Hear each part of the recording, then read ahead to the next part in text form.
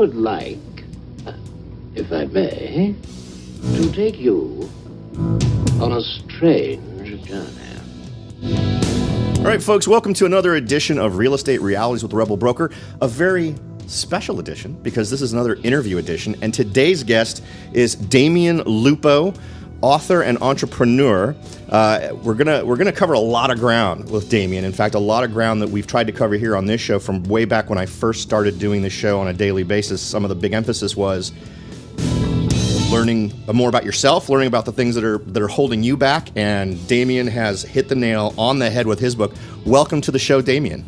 Hey, Robert, it's awesome to be here, man. Thanks for having me. You bet. I'm jazzed to have you here. At first, I have to admit, I'm not a crystal rubbing, motivational speaking consumption guy. I'm not that dude, right? In real estate, I know the big thing is everyone comes into the meeting with Eye of the Tiger playing on the boombox, right, to get everyone jazzed. And I've never really been that guy because I've never felt like that's where the struggle needs to be, right? It's a little bit more involved than playing Eye of the Tiger every Thursday morning for all the folks out there to do real estate. And in looking at your book, it's very compelling. But before we jump way into the depths of that, I'd love to find out just more about you, your background. You've had, I probably know more about you than I should, given how much of your book that I've read. It's just really good background information. I'd love to hear where you came from and what got you where you are now. Yeah, absolutely. I came from, I think, where a lot of people kind of come from in this world with real estate. We kind of come from normal beginnings, and there was no silver spoon or anything. I grew up middle class up in Alaska. That's about the most extreme part of me growing up and my background was being frozen half the year.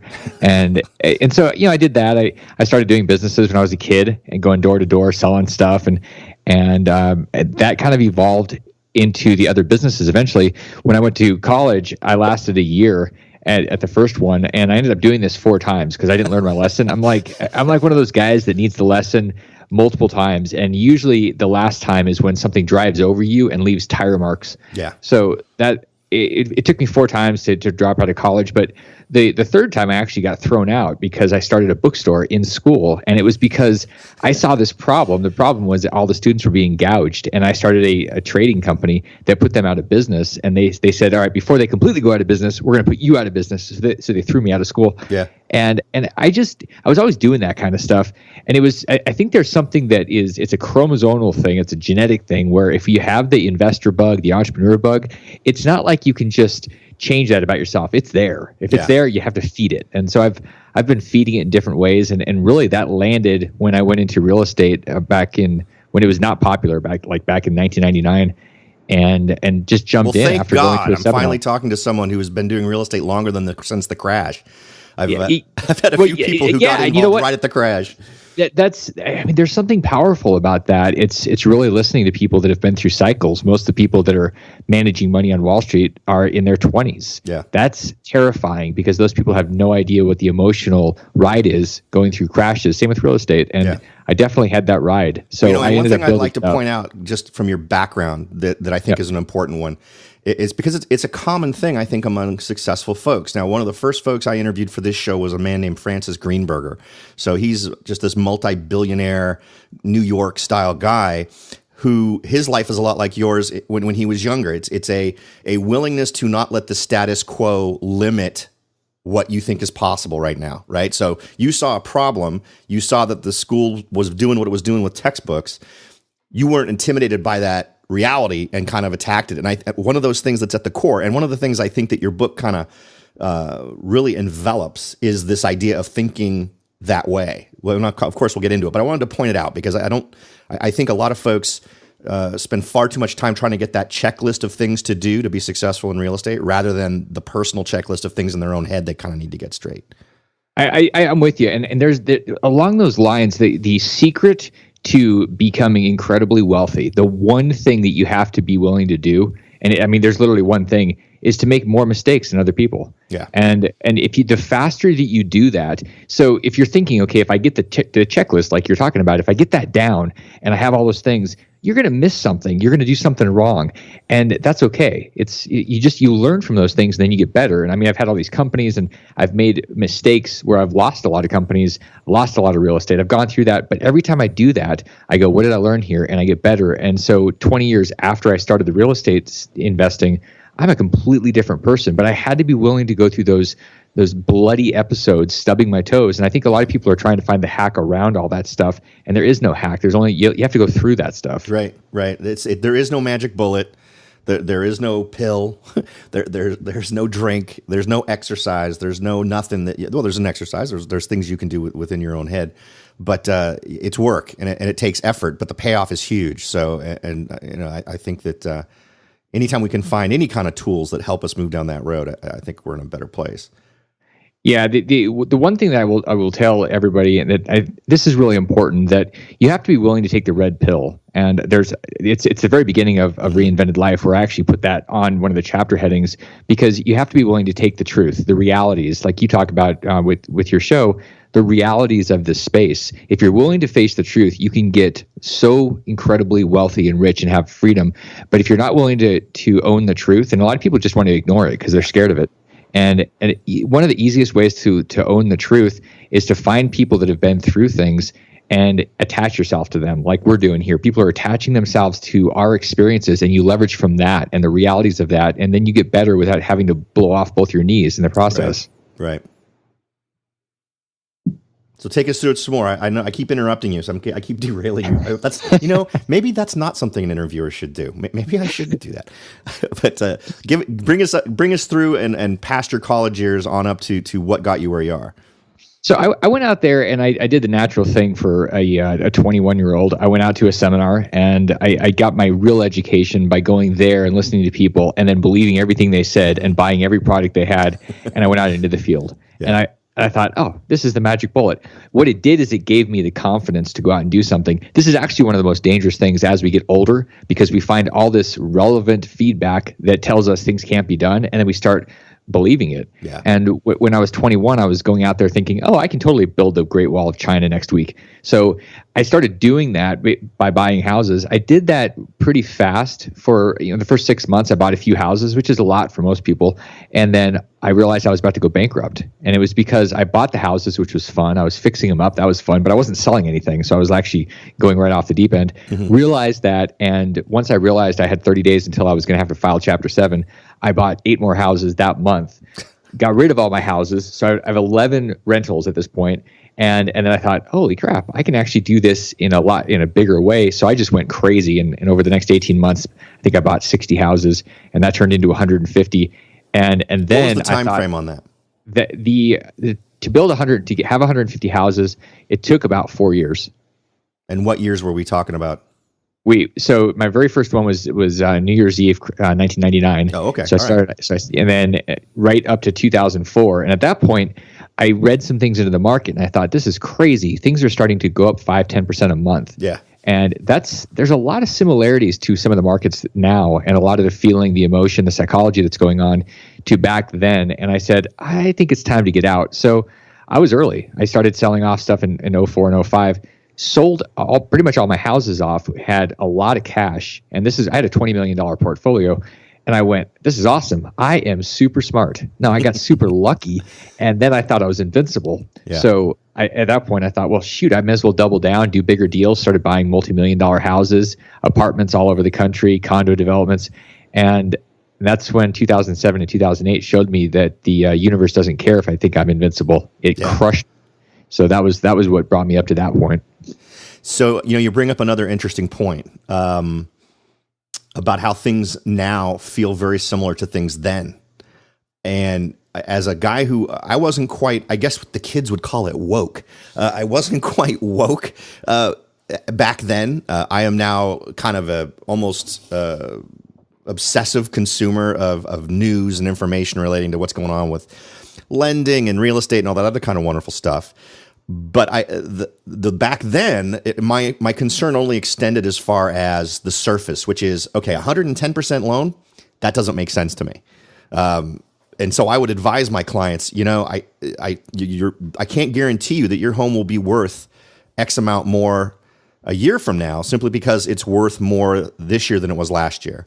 And there's a certain amount of sanity in knowing that you've got some buffer. So getting that leveraged isn't that great of an idea. I got mocked at the time, and then when the downturn came, I had clients come back to me who now needed to sell at a loss, telling me they wish they had taken my advice. And it's interesting that you've got the same kind of background history I do in terms of having lived through it, and I feel the same way. I feel like, from just strictly that feelings point, I'm feeling a lot of the same things that we saw last time, but sadly, we're also seeing in an actual application way the policies that poop out the same stupid stuff that was going on last time in terms of how things are being manipulated relating to credit ratings and lending, and why is lending still the focus of what we're doing instead of facilitating building more units, right? Because inventory is what's really pushing it. What are your thoughts on that? I realize that's not quite focused on the subject of your book, but I'd love to get your insight since you've also got that yardage in the field. Yeah, I love talking about this because it's a contrarian opinion. There's a lot of talk and chatter about how a correction is going to happen in the equity markets, and people say, well, real estate market has been going great for years.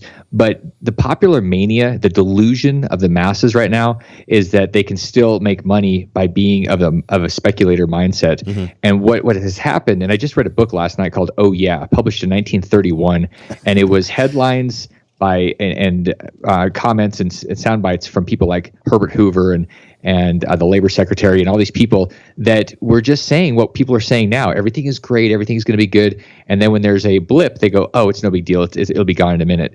That downward cycle, it took 25 years from 1929 to 1954 for that thing to correct. Yeah. And people don't realize that. These things happen and they can take time. We're in a space now where we have a guaranteed correction in the next 18 months. And I say that because if you just look at two factors, and those two factors are math. Two factors are, one, we're going to have a 20% increase in rates. Mm-hmm. The 20% increase is from the Fed. We know that it's being built into the market. So that 20% will cause a lot of the housing markets, if not all of them across the board, which was an unprecedented event in 2007 and 8 that the whole country could shift. Right. It's going to cause things to get more to get less expensive, which is great unless you're trying to sell something. And people that are speculating are going to go, oh crap, and they're going to be chasing things, and it's called falling knives. It's really hard to catch a falling knife. You get cut. So that thing, and then there's this thing with the baby boomers. There's a thing called ERISA back in the 70s. And the reason this is important to everybody listening to this, the federal government has mandated that everybody, once they hit a certain age, pull a certain amount of money out of their retirement account. And most people have all their money sitting in 401ks, their retirement money. Right. The baby boomers are retiring at the rate of $10,000 per day. That's a lot of people that are forced to pull all sorts of money out of the stock market. And when the stock market starts to shake, people get nervous, the confidence shifts. And that's what the real estate market is really based on. It's consumption and confidence. And when that shifts, all of a sudden things stall. Yeah. That's the problem we're about to face. So that's an angle we haven't talked about on this show. That's a very interesting one. And I tell you, again, dude, you're I don't know, we're going to have a little bit of a bromance here simply because you're talking about stuff from the 1930s. Let me see. I've got a great book for you if you really want to beat yourself up that talks a lot about Henry Morgenthau, who was the Secretary of Treasury under FDR. He gave a great little talk right in front of the Senate right around 1937 where he basically said, here's all the crazy crap we've done and it hasn't worked, right? So he's probably the last politician to own up to a program that he helped author that didn't help. But it was a great enumeration of a lot of the crazy things. And you read it and you think, wow, that sounds really familiar in terms of stuff that's being done today. The well-intentioned bureaucratic manipulations of systems designed to help. But in the more modern times, as you bring up another warning sign, I think, of things to look at, have you given any thought to what effect pensions might have? I mean, because it seems the logical conclusion there, once more states start to go bankrupt like Illinois, the Fed will bail them out, which means printing more money, which means inflation. And what are pensions invested in? Well, they're invested in the stock market, and it'll have higher velocity money since it's going directly into the hands of people instead of just to banks. I know I'm dropping that bomb on you, but any thoughts on that? Absolutely. What people don't, I don't think most people realize or remember that places like Orange County have actually gone bankrupt. Like there are places around the country that seem like they're awesome and thriving and nothing could go wrong, but they've actually filed bankruptcy.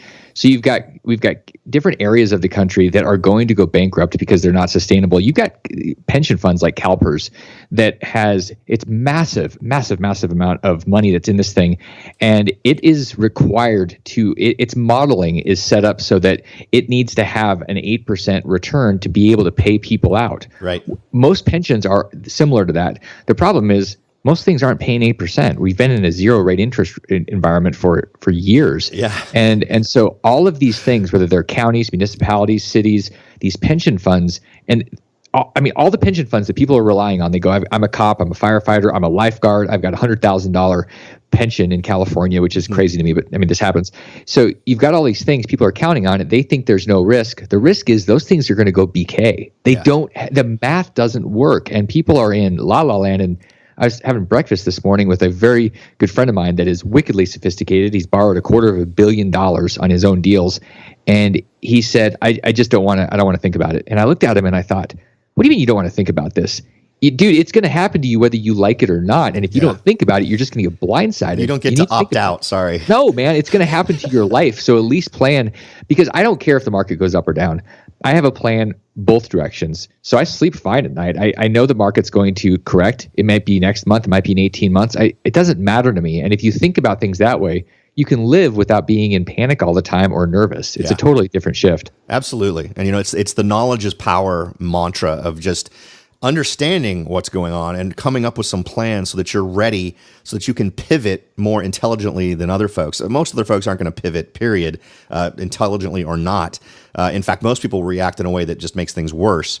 So it's great to forewarn people, right? And that's some of the value we can leave. And just to add some numbers to what you were mentioning a minute ago, because actually we discussed this on the show last month. Some data just came out that, yes, pensions are expecting 7.6 to 8% returns on investments, or that's what they've been banking on in their numbers that they run.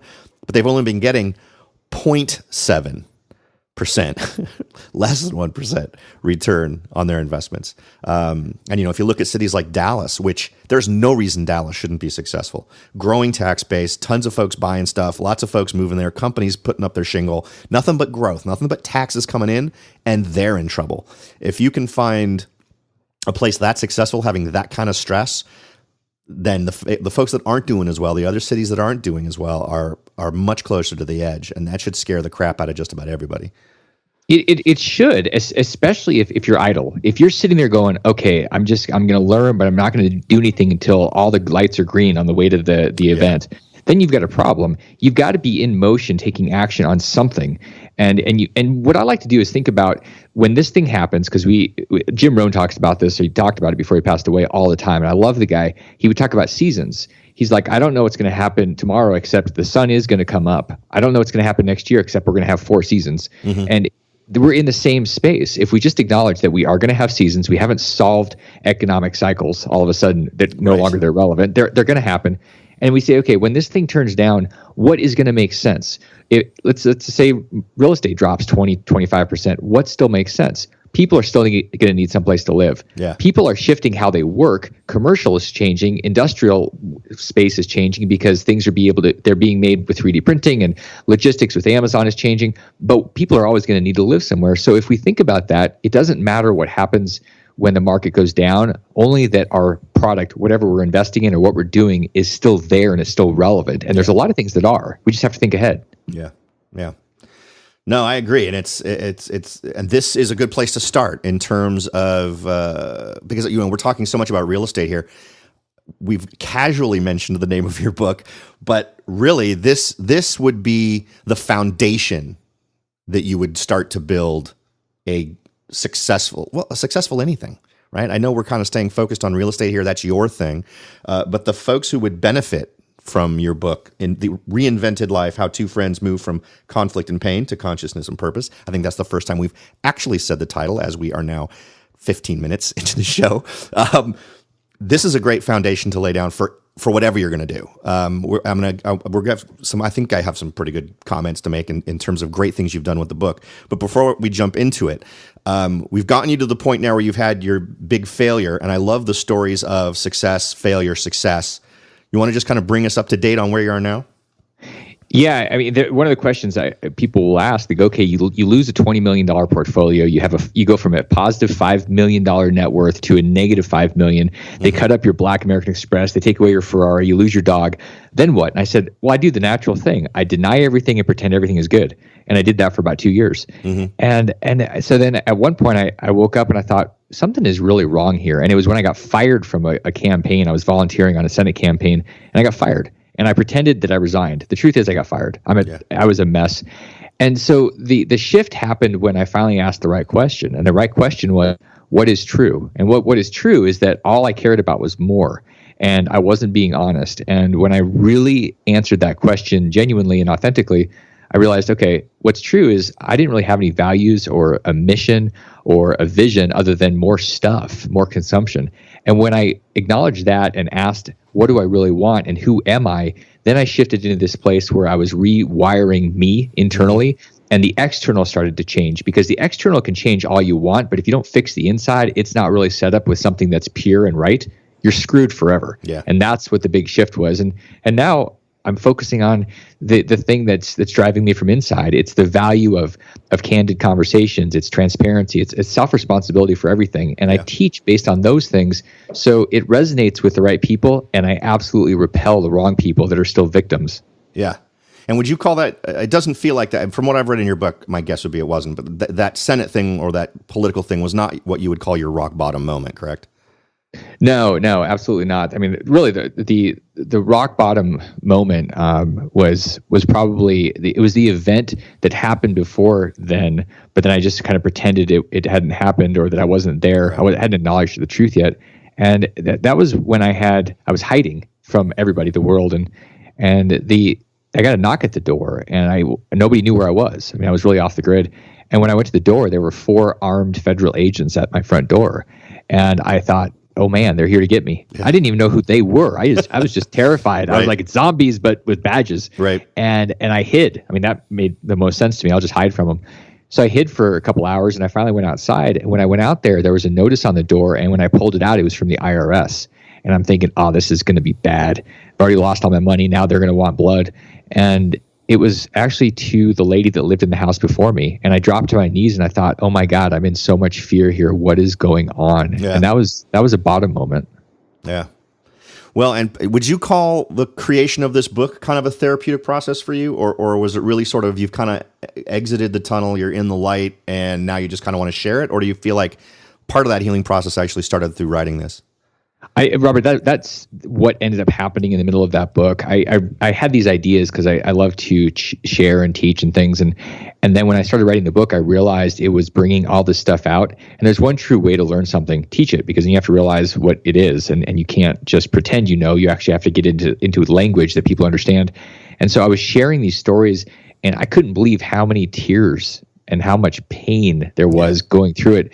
And so it was kind of a therapy that I didn't expect. It's not like why I wrote it up front, but if you want to get through something, a great way to do it is to write about it. And if you really want to get it out there and you want to be done with it, you share it with the world, because then nobody can ever use it against you because you owned it. I mean, it's you. And that was a powerful process of this. And you get to see behind the curtain with that, what I did. And I don't wish that on anybody. It was brutal. We should also give credit to your co-author, Christofer Ashby, who also shares some of his stories in there too. So just not to give him a short stick there. All right, well, let's take a quick break for a second, but when we come back, we'll actually start talking about the book. So don't go away. Are you ready to jump in and start your search for your first investment property? Maybe you've decided that it's time to own your own home, or maybe you're ready to sell your home and move on to something new. No matter what your goal is, the Rebel Broker can help. That's right. Aside from hosting this show, I am also the owner broker of Whitelaw & Sons Real Estate Services right here in Silicon Valley. With over 25 years experience serving Silicon Valley, Morgan Hill, San Martin, and Gilroy, I or one of my great agents can help you achieve your goals in real estate. So if you're ready to look into taking that next step towards achieving your real estate goals, point your browser at www.soldbyrobert.com. That's www.soldbyrobert.com and get in touch. Let me show you how I will earn your business and your respect. Again, that's www.soldbyrobert.com, or you can call me at 408-852-0525. California Bureau of Real Estate ID 00984-909. Welcome back, everyone. We're continuing our conversation with Damion Lupo, author of Reinvented Life, How Two Friends Moved from Conflict and Pain to Consciousness and Purpose. And as I mentioned earlier in the show, I'm not a huge fan of the whole, explore yourself thing, maybe because the concept scares me a little bit. I've done it. I don't consider myself a guy who doesn't ponder too much on my own stuff, but I often find these books of this kind, or books that tend to be on the same shelf as yours, not so much useful. Not so much. There's a practicality to the way you've put this book together that I think is missing in just about every other book I've ever encountered that covers this. So good on you for that. And of course, just before we started talking, I showed you via Skype the number of cute little labels that I have running down the spine of your book, that were just all cool things I wanted to talk about. We obviously won't be able to cover all of them, but in terms of really making this instructions, this is really an instruction book. This is chapter, things to do, place to write down your responses to the things you were told to do. What kind of brought that out? What brought out the idea of facilitating the process through self-questioning? This really came from the cone of learning that I learned from Robert Kiyosaki, that he got from a guy named Dale, I think. Mm-hmm. And it has to do with the fact that when you're doing something, you learn it you retain things and you internalize them at a massively higher level. It's like 80 to 90% versus if you read or hear something and that's it. If you just read something, you're likely to retain 5 or 10%. And so Chris and I were thinking, how can we do this? How can we do this project and share this stuff and not just have somebody go, well, that was interesting, and then move on to the next book of whatever type? And we thought if we'll get them the questions and they can pull things out of themselves, they'll start to realize something, and that is that they are. You guys are your own guru. Yeah. There's a great movie called Kumare, and it's about this guy he basically becomes a guru. He decides he's going to be a guru, and at the end of it, he exposes himself to everybody that has started following him. And the truth was, he said it. We are our own gurus, and these questions are meant to pull those answers out of you. You've got this innate wisdom that's sitting in there, and you know what you really value. If the question in the book is, what are your values, and you've never written it down, we're triggering you to do the work that gets you to a place where you're not thinking about more money. You're thinking about the thing that matters most to you, so that you are in alignment with yourself when you're doing your actions that are creating the money, and you won't go blow yourself up just for more money. And right. So that's what it's there for, is to set the foundation that's sustainable. We didn't have a sustainable foundation. We just were going really hot and really fast. Yeah. There's a quote from, I'm not even sure if it's the first chapter, it might be the second. But it's, as a man thinketh, so does he perceive. Therefore, seek not to change the world, but choose to change your mind about the world. So I really loved that, because it's really about focusing on not just you, but also your perceptions of things.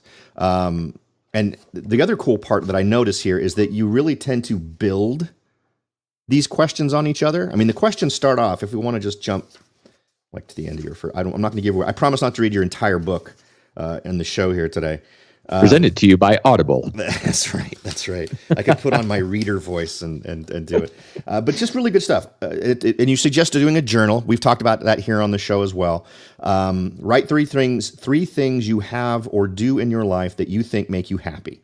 For each of these things, write the reasons that they make you happy. Just ask, how does this make me happy?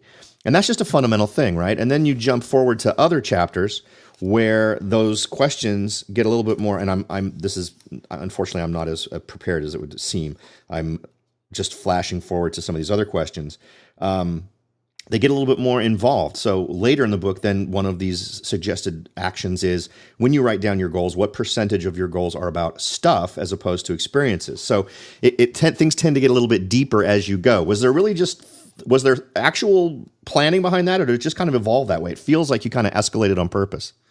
I think there was something deeper that was driving the purpose that we weren't even aware of when we were doing it. And one of the craziest parts about writing this book with Chris, we were writing this using Google Docs, and we were sharing the same doc, and we were writing over each other at the same time, sometimes in the same chapter, in the same page. And it was just fascinating how this thing was bubbling up. And we gave ourselves really narrow time frames to write a chapter. And we'd say, okay, we're literally going to talk again in an hour. And then we'd go in there and we start just writing. And there was no space to get in our head. It literally came from our heart. It came from our soul, because we didn't have time to think it through. It just had to show up and flow. And so ultimately these things kind of bubbled out the way they did. And it just showed up because we were in a space of wanting to give it out. We really wrote that book thinking this is going to be a really cool project for us to do. And it wasn't with the intention that we were going to figure out how to become bestsellers or anything. We didn't actually have a huge intention around having anybody else even read it. We were going to make it so people could. But it was a fascinating process to be detached, very Buddhist, very detached from the outcome, very open to whatever it was. And so I'm thankful for and grateful for your comment, because I think that is what showed up, and it wasn't really on purpose, but it did flow that way. Yeah, maybe that's just the way it naturally progresses, right? We tend to dig when you start a hole. When you go back to that hole the second day, you don't start from the top again, right? You start from the bottom of the hole. So that's just kind of the way things go.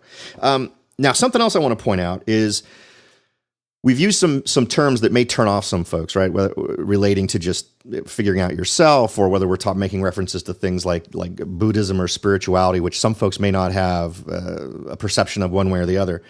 But I think it's important to understand that this really stands independently of whatever thing that you might have a bias against from previous experience or just from whatever, from what you heard someone say when you're online at Starbucks. There's so much practicality to be had in here that not only are you going to find a path where you can sort of come up with a plan for yourself, but you're also going to learn a lot of things that I think fit into becoming a more effective negotiator. And I know that sounds like a little bit of maybe an out there statement, but as an example, I'm not sure which chapter this is either, but you talk about the order of consequences, the first, second, and third order of consequences. And understanding those not only helps you understand yourself, but helps you understand other people. And then there's also the 6 human needs. Do you want to talk about that? Because I think those are 2 pretty core things. Do you want to cover that a little bit? Yeah, these are really, really important. What we tend to find is, especially with the 6 human needs, and the 6 human needs are certainty and variety, love and connection, significance and contribution. Mm-hmm. And if you look around or even look in the mirror, I think what you'll find is that most people are focused on certainty, and it's called security. Right. And they're afraid of either losing what they have or not having enough at some point. And so they're constantly fixated on trading their time for money, and they do it forever until they die. Yeah. And they miss all these other things. So we tend to have stuff because we think it's more secure, and what we don't have is the variety of the experiences, which also lead to the connection and the significance, where we're out there amongst the world, we're engaged with other people and cultures and variety. We're missing all these basic needs, and we wonder why we're feeling lost. It's because we're missing these 6 needs. We got maybe one, but truly a pile of cash in the bank is not going to give you security.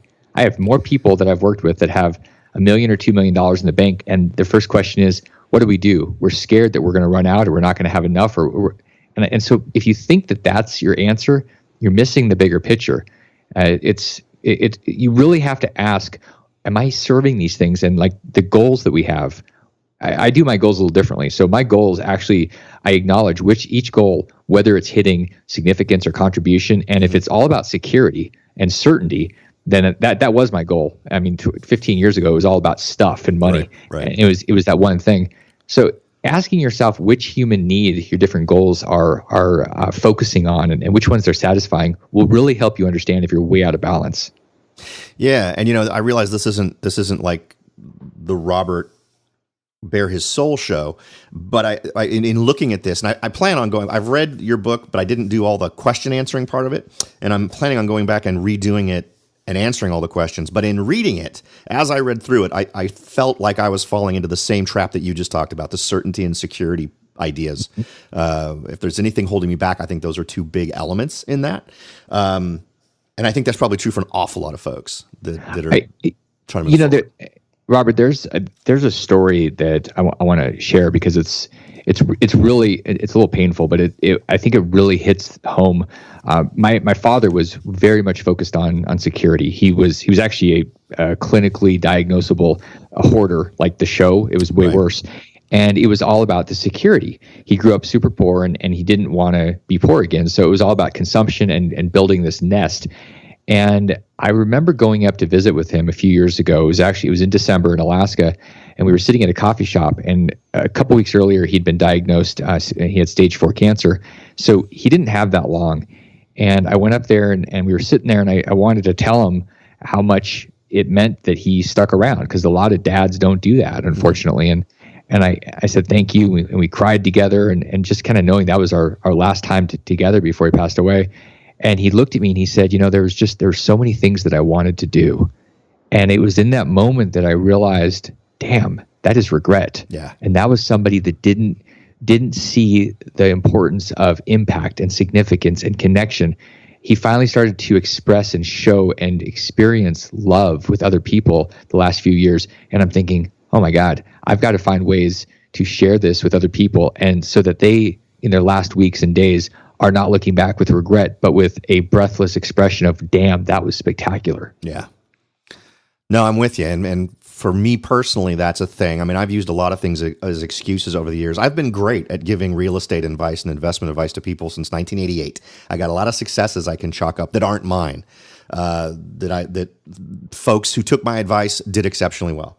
But all through that time, I always found some convenient excuse. Oh, well, I don't want to risk this because I don't have enough money in the bank to cover problems. Or now I'm married, so I don't want to take a risk while I'm married. Or now I have children. Well, now I don't want to take a risk because of that. And those are things that feel like noble conclusions, right?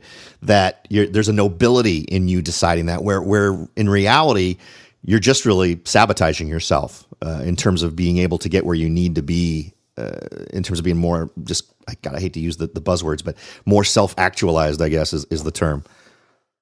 There's a quote that I love because it's so accurate. We are playing it so safe. We're tiptoeing to death's door safely. And why would we do that? Yeah. I mean, we're not meant to. You can always tell when a team is out there and they start playing not to lose, and they start getting hammered. And that is not how you win your life. It is not how you have fulfillment. You might have those moments of success. There's a chapter in there called Success versus Fulfillment. And I was focused on success, which is really tied to a lot of security and those moments. But there's something way bigger, and it's the fulfillment. And the fulfillment is not a moment in time. It's the process you get lost in. It's the thing where you feel like you're in flow. And if you've never felt flow, that should be a really good indicator in your life that you're really on the wrong path. Yeah. Because you should get lost in whatever it is you're doing, whatever it is your experience is. That's a really good indicator. Yeah. Well, it just so happens I happen to have the book open to that chapter 5, Success versus Fulfillment. It's another topic we've discussed here on the show in terms of some of the most miserable people I've met are some of the folks who have enjoyed the most success, at least as we define it in terms of bank accounts and properties owned and all that kind of thing. But the fulfillment is a far more satisfying reward for the effort that you put into life. So it's an interesting chapter, because then at the end of it, some of the questions you ask are, we talked about. Let me see if I can find it here real quick. As I thumb through your book right here. And by the way, if people want to download there's a workbook that's an accompany of this. If you just want to take the workbook, and you can actually use the workbook to do the answers, it's sort of a cheat. I really want you to be able to read the book. And yet there's this thing. If you go to DamionLupo.com, you can download the workbook. It's free on there, and it allows you to answer the questions, which is really the most important part. It's you engaging in these things. Yeah. So please get a copy of it. And let me suggest that is a great place to start, even if you're not convinced. And just to be clear, Damien's not paying me. I know it sounds like he must be, but he's not. And I think my listeners know that I don't tend to just gush over things that don't deserve it. But I'm going to suggest that the stories that he shares, the personal stories that he and Christofer share relating to these different topics, is also awesome illustrations of each one of these points. But actually, that first question I read earlier was from that same chapter 5. But another one was, if you knew you could not fail and that your worst nightmare would never come true, what would you be doing right now? And that one really jumps out at me, right? I'm one of these guys that obsesses where at the end of a day, if I've helped write a contract or something, my head goes through all the permutations of things that could go horribly wrong. So I often find myself getting preoccupied with that stuff. In terms of stuff that surprised me about the book, you have another chapter right after that chapter called Stillness. And it after reading it, I get why it's there. What importance would you put on having this element of stillness where you can kind of just quietly survey things? I think this may be the most important chapter. I just reread a book called The Most Important Thing, and it's a funny thing because every chapter is called The Most Important Thing is this. And so it's the author realizing that there are these things that are profound and they're most important in the moment. There is something really profound about stillness, and which really leads to presence. I've been doing martial arts training and teaching for the last 20 years. Mm-hmm. And the thing that I've noticed there is that people that are present are powerful.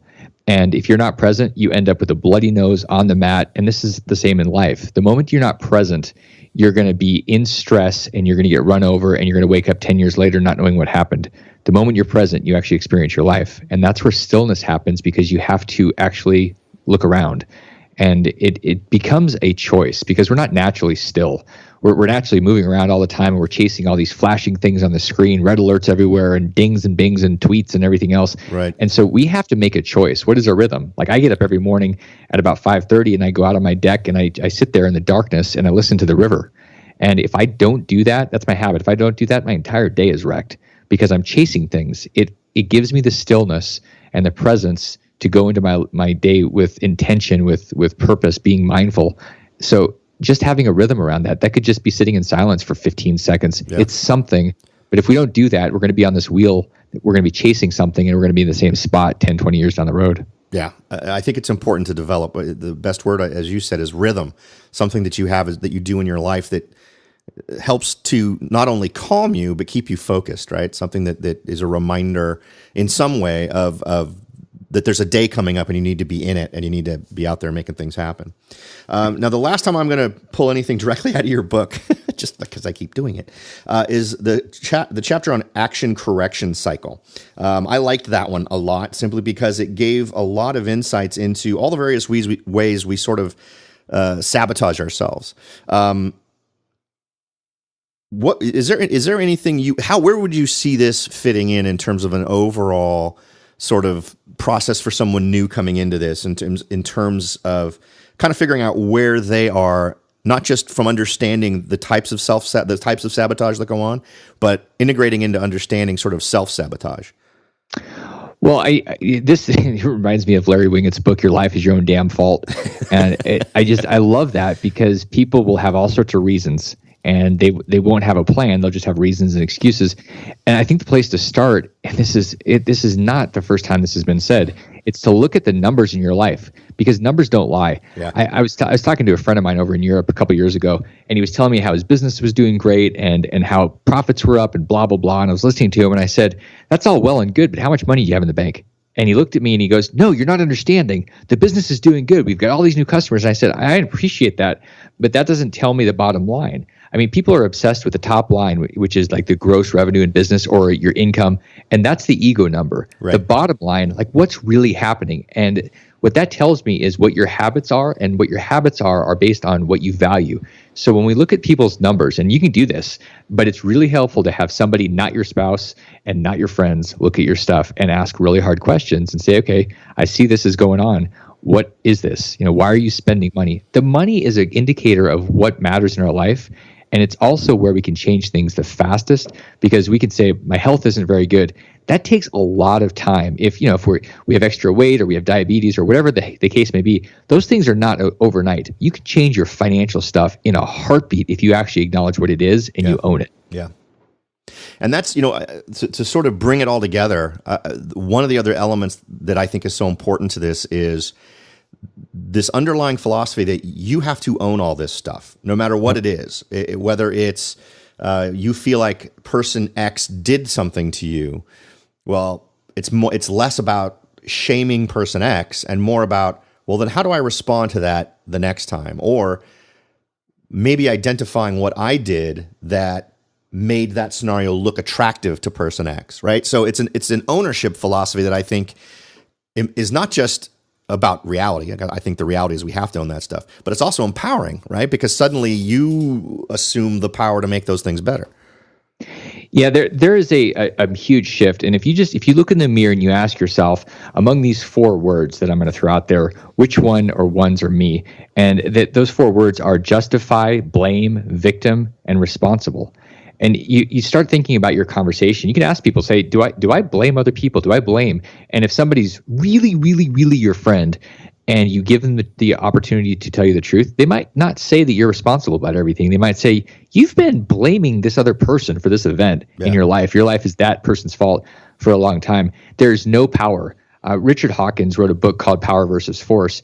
And in that book, he talks about the different energy levels of these different emotions. And responsibility is super high. It's very powerful. You have a lot of ability to create there.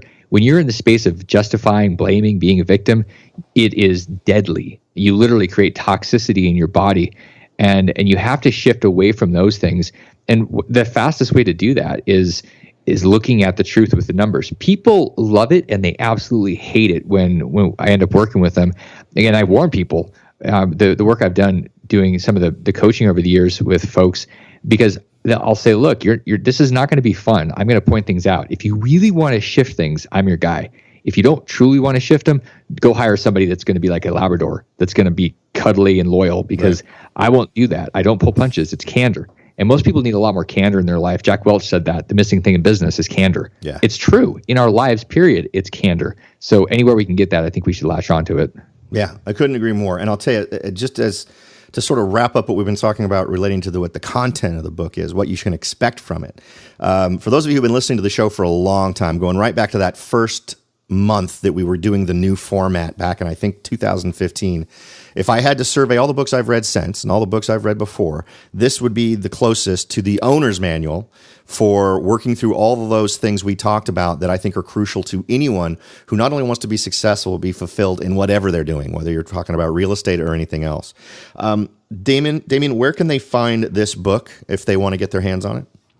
It's available on Amazon, the bookstore globally. You can listen to it. You can read it on your Kindle. You can get it. And you can, like I said before, you can get the workbook on DamionLupo.com. So definitely get the workbook when you read the stories, and then you can start writing in it. Or if you're like me, you just start writing all over your book because it feels like you're engaged with the book. So either way is cool. Cool. So I will include links to your book in the show notes for today's show. So you can head on over to therebelbroker.com and find the links to download the workbook. You can also, or it'll get you to the page where you can download the workbook, but you'll also find a link to Amazon so that you can get directed right to the book. You don't have to worry about doing any searches yourself.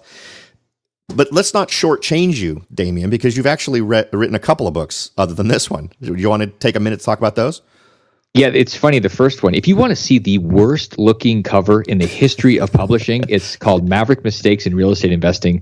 The lessons I learned and the mistakes I made at the School of Hard Knocks and the University of getting the crap kicked out of me. Mm-hmm. And it was the first $1 million I lost. And I thought, you know what? That was so great, and I loved those stories, real life stories. I'm going to design the book, and so I did design the cover on PowerPoint, and it is atrocious. So that's a great plug for that book. Literally, it's like art disaster, and so that was the first one, and it was me just sharing. I think when we start teaching and we share from our experience, one of the great things is that you take your mistakes and you put them out there, and you really get to learn from them, so that you don't do them again. And so that was one of the reasons I wrote that book.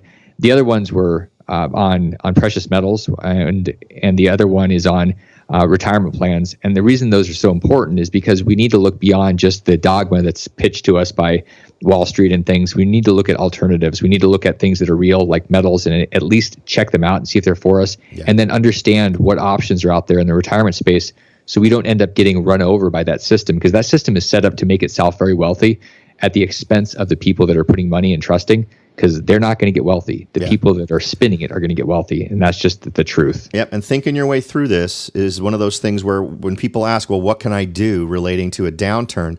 Well, it's about diversifying, right? Because when some things go down, other things go up. So you can absolutely be in a situation where you're at least prepared, so that you've forewarned yourself and maybe even put some things in place so that you're ready to move in whatever direction the market indicates you should be moving. Yeah, there's one last thing that I want to throw out there, that no matter what you're investing in, the best thing that you can ever invest in, and Warren Buffett just said this, so he confirmed it, but I'm going to tell you, right, that investing in yourself is the one thing that you're never going to have a negative return on. You're always going to be able to have it. Nobody can take it away from you. And thinking about that will help you to start shifting your confidence, because the truth is, financial freedom and true freedom is not about a dollar amount in the bank. It's not about a bunch of property. It's not about a pile of gold. It's about the confidence you have in yourself and your ability. It does not matter what the economy does. It doesn't matter who's president. When you're confident in your ability, you're free. And that's just true. Well, I really appreciate it, Damion. You've been very generous with your time. I want to thank you for coming on the show and sharing what I consider to be an absolutely indispensable book in terms of helping you and anyone build a strong foundation as they move forward. So thanks again for coming and talking with us. Thanks, Robert. It's been awesome. I really appreciate everybody listening and for you having me on the show, man. You bet. Thanks.